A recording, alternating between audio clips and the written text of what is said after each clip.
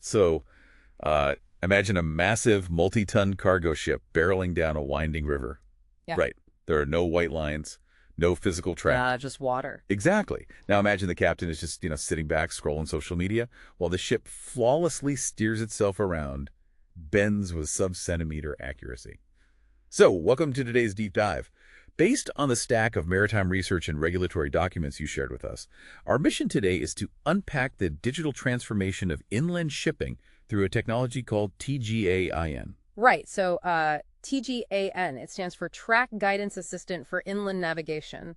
And it essentially acts as the bridge between manual steering and, well, the fully autonomous ships of the future. Yep. What makes this fascinating is just the sheer technical precision of it. Right, because it's not just a basic GPS, Yeah. right? Like it's way more complex. Oh, yeah, definitely. The system synthesizes data from multiple satellite constellations, so GPS, Galileo, Beidou, and then it merges that with inertial sensors that map the ship's physical movements. Oh. Yeah, and because it updates 20 times a second, it can actually pinpoint a colossal ship's position to under a single centimeter. Wait, under a centimeter? For a ship that weighs 10,000 tons. I mean, if you've ever used lane assist on your daily commute, you know the feeling of the machine gently taking over. But handing over control of something that massive requires a whole different level of trust, especially since it's not just following a static dot on a map. Exactly. The software dynamically adjusts its steering algorithms based on the ship's specific hydrodynamics. Okay, so how does it know how the ship is moving?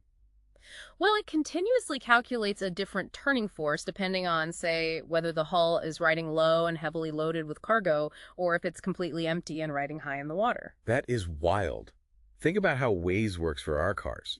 A company like Tresco is essentially doing that for cargo ships, crowdsourcing everyone's routes to find the absolute perfect invisible track in the water. Yeah, exactly like Waze.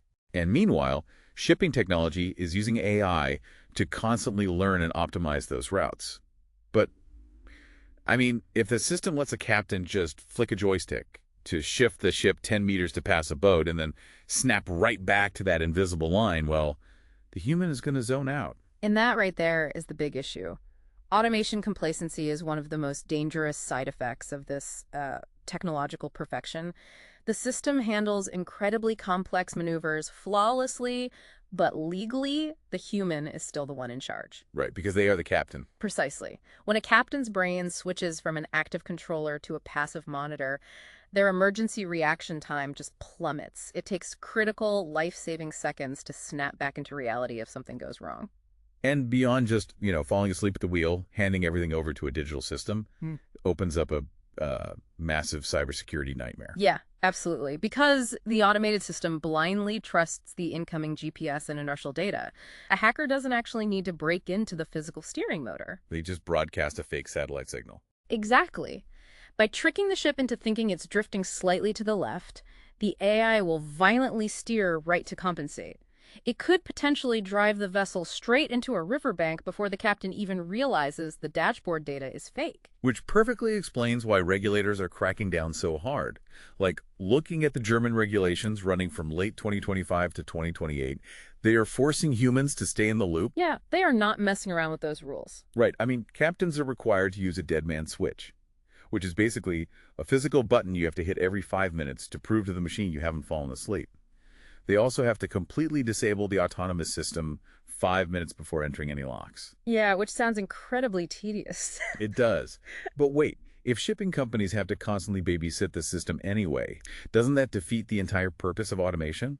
Like, why pay for this tech? Well, it comes down to money. The economics justify the babysitting. Smooth, AI-driven steering drastically reduces rudder drag. Oh, so it's like driving with your foot lightly tapping the brake.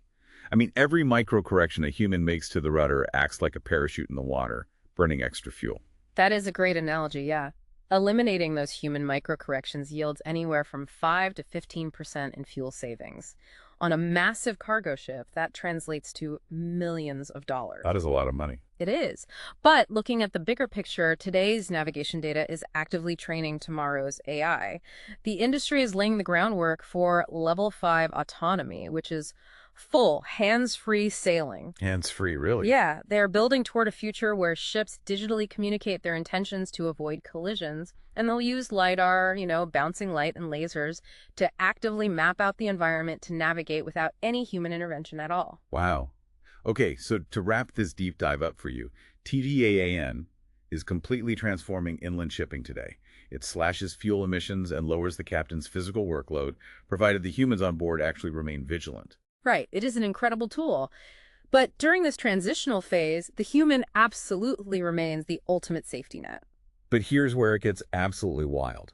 As these AI systems ingest millions of miles of navigation data and become utterly flawless at anticipating hazards, well, at what point does that equation flip? That's a big question. Exactly. Once the machine can follow that invisible line in the water better than a human ever could, at what point does the captain stop being the ultimate safety net and start becoming the biggest safety risk? Just something to think about the next time you let your car steer for you.